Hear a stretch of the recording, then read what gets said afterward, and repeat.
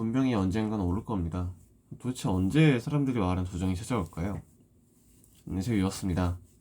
뭔가 이 말을 계속하는 것 같은데 따끈따끈한 미국 시장이 지금 계속 이어지면서 삼성전자와 하이닉스 오늘 좀 폭등할 것 같다는 의견이 많이 있습니다. 사실 의견이 아니라 이 독일 하이닉스 기준으로 거의 15%가량 상승했기 때문에 이건 거의 확정적인 상승이죠.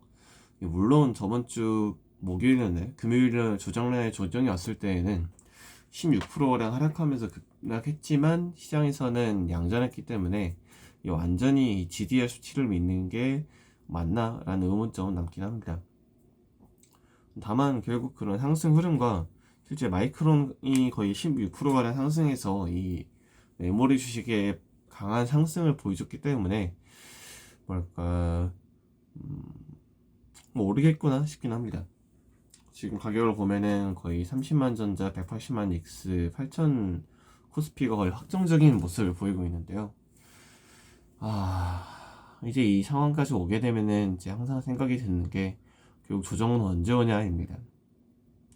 시기적으로만 보면 3월달 조정이 온 이후로 한 1개월 반밖에 2개월밖에 지나지 않았기 때문에 뭐 벌써 찾아오냐 싶을 수 있겠지만 결국 11월달 AI 버블 조정 이후 3월달 거의 한 얼마죠?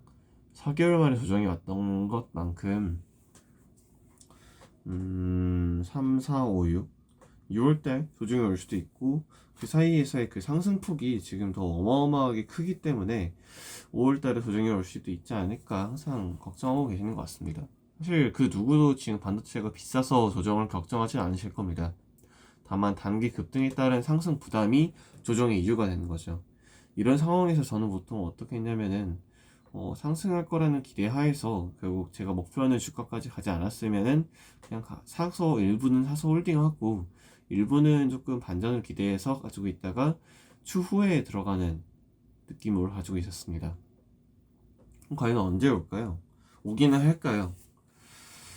이런 가정이 있을 수 있습니다. 삼성전자 하이닉스는 이제 PER 기준으로 올라가기 때문에 더 이상 사이클의 PBR이 아니라 선행 PER로 가야 된다는 주장이 있습니다. 즉 꾸준하게 돈을 버는 사업인 슈퍼사이클로 바뀌었기 때문에 더 이상 사이클 산업인 PBR 기준으로 평가하면 안 된다는 거죠.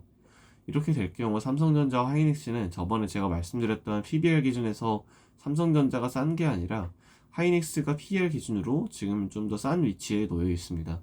거의 한 4배 수준이고 삼성전자는 한 6배 되죠. 이러면 하이닉스가 훨씬 더 싸다고 말을 잘 들을 수 있겠네요.